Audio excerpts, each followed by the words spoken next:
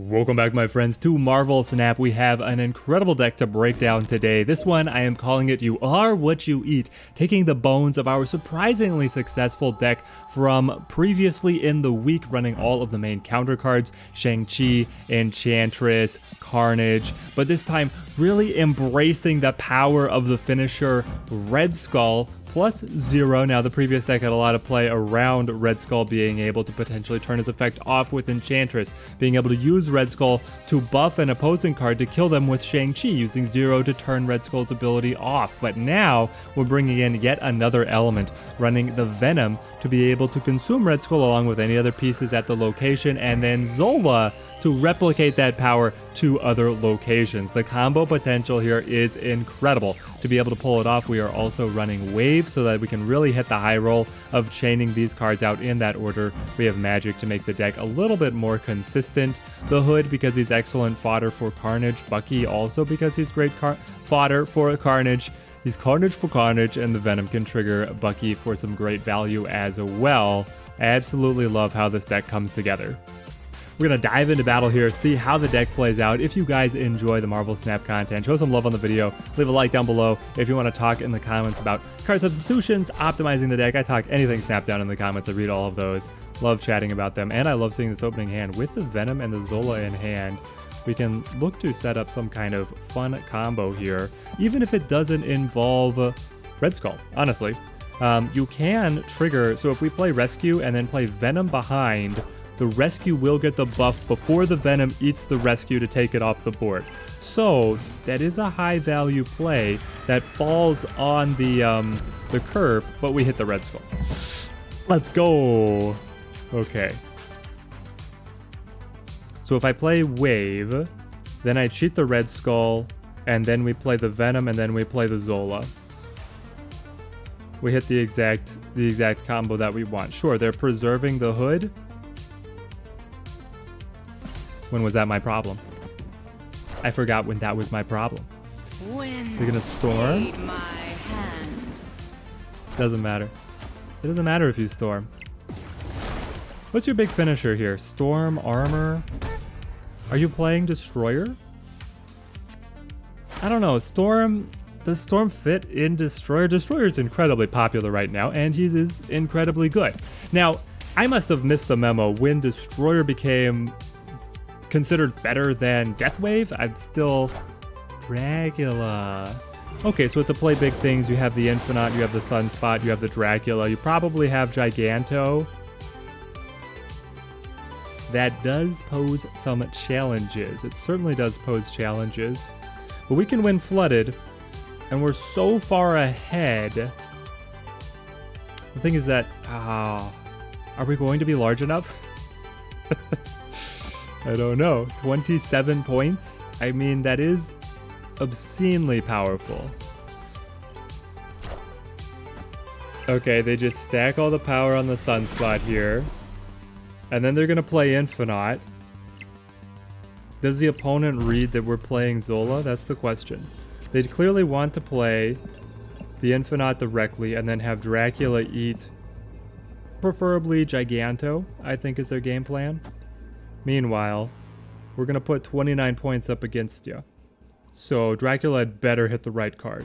I'm not going to snap because the Dracula power is that impressive, especially because we don't have a counter. The Enchantress is not able to turn Dracula off. Shang-Chi is not able to come in here because they have the armor. Alright, we're locked in. We're committed. This is the Infinite. It's all down to what Dracula eats. Oh my gosh. Come on. Be something tiny. Yes! Let's go. Oh, man. Oh. Easy. It was never in doubt, my friends. It was in the bag.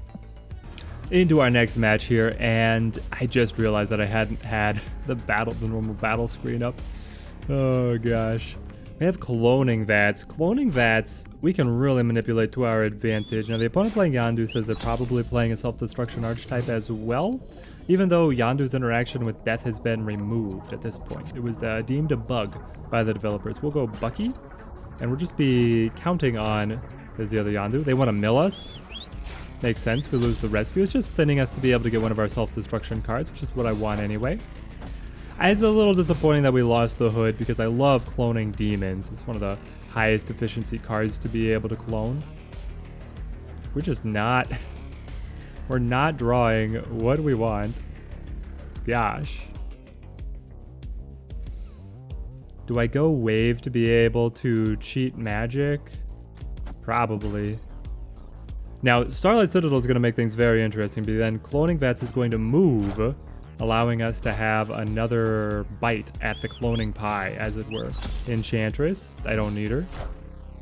I don't need any of these cards you've destroyed. You must have Killmonger, who's going to come in and wipe the board. They still have yet another Yondu. We have no cards. But with the power of Cloning Vats, we can still keep our hand size alive. And we're going to be able to produce, hopefully, a very large Carnage or a very large Venom to be able to lock things up. You've got the Moon Girl. So you tried to copy Death is what you just did? And then you're going to start playing free Death to the Cloning Vats?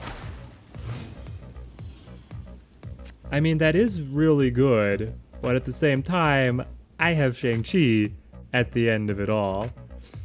So let's go Mr. Bucky Barnes. Carnage. Honestly, do I play Zero? Zero would allow me to nullify the Red Skull for turn 6. I will have a large Carnage in hand, which I could then play later on to Limbo. It actually feels pretty good. Let's play the Zero.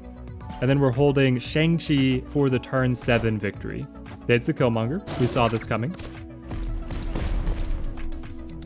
It's a little unfortunate for the opponent. They had the Nova set up for some beautiful distributed buffs, but here, played Killmonger. Well, they wanted to preserve the demon, of course. Now they're just going to play demons to Cloning Vats. Yes, yes, yes. They played Moon Girl to be able to preserve the demons. I'm still anticipating Death to come in here.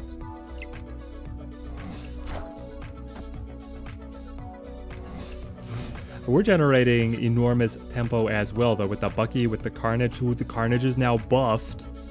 We got the Zero back. I don't actually care about having the Zero back, but we want to play the Red Skull. Threaten them with some show of force here. At the same time, there's so many Cloning Vats. Really, you have to bend your head around this one. We could play the Venom to have then a 15-point Venom that will come back to hand as a 3 cost. That we would be able to play. We already set up the Zero, so we have to embrace it. Play the Zero. Show me what you got. I hope it's Death. Yes.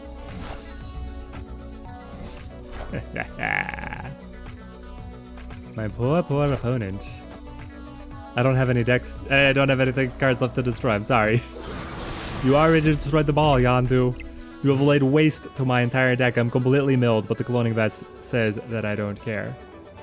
It's so tight. I wanted to get the other Bucky out so bad, but then it's just this.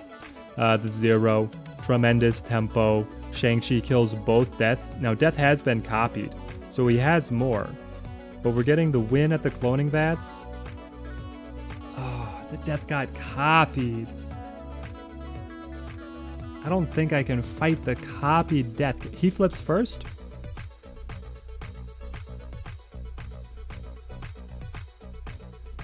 How much tempo are we? I feel like we're behind. I think we lost this one, guys.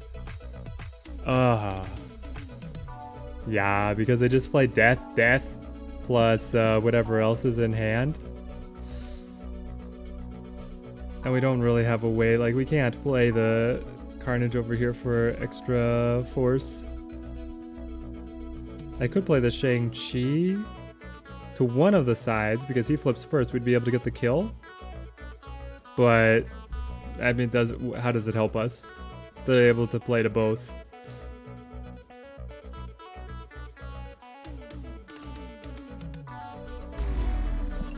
Yeah, give the opponent the thumbs up. There it is. Death, death. Demon, demon. Good game. Wild with the cloning vats. Shang-Chi not being enough to swing it for us in the end feels bad. We were so close. But even with what was in hand, we just didn't have it to be able to win the Starlight Citadel. Unless... No, yeah, we just didn't have the points.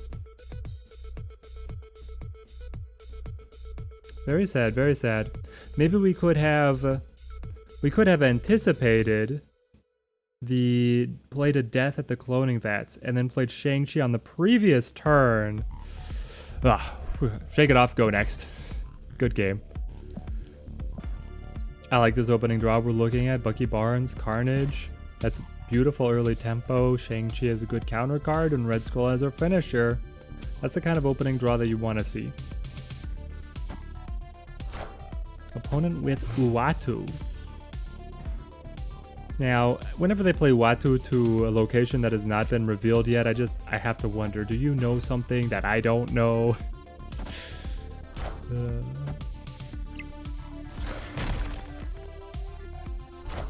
Borg Nightcrawler, looking like it's a zoo kind of deck with a lot of 1-drops, high tempo. Gonna be looking to buff that with either the Blue Marvel or the Khazar. Just waiting for the Squirrel Girl to really solidify that idea. Ooh. 4 energy and no good ways to use it. We'll just play the Carnage.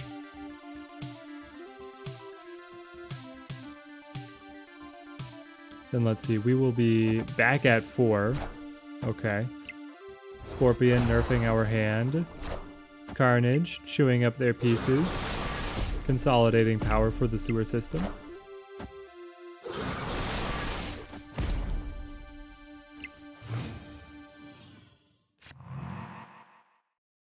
Rescue's looking pretty good here.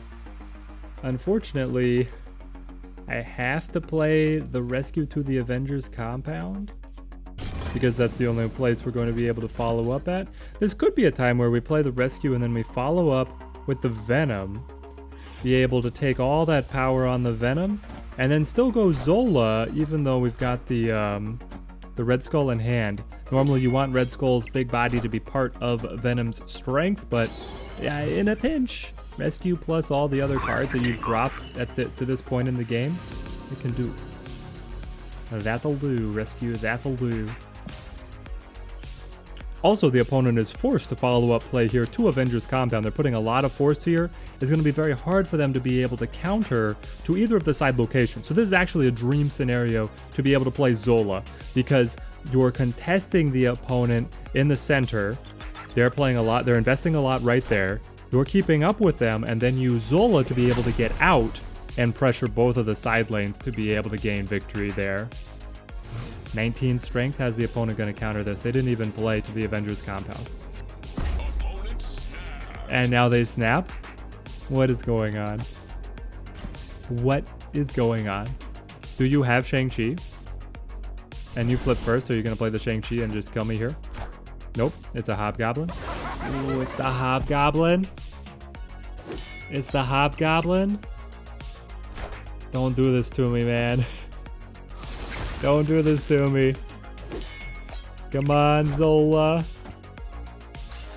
Thank you. Oh, no.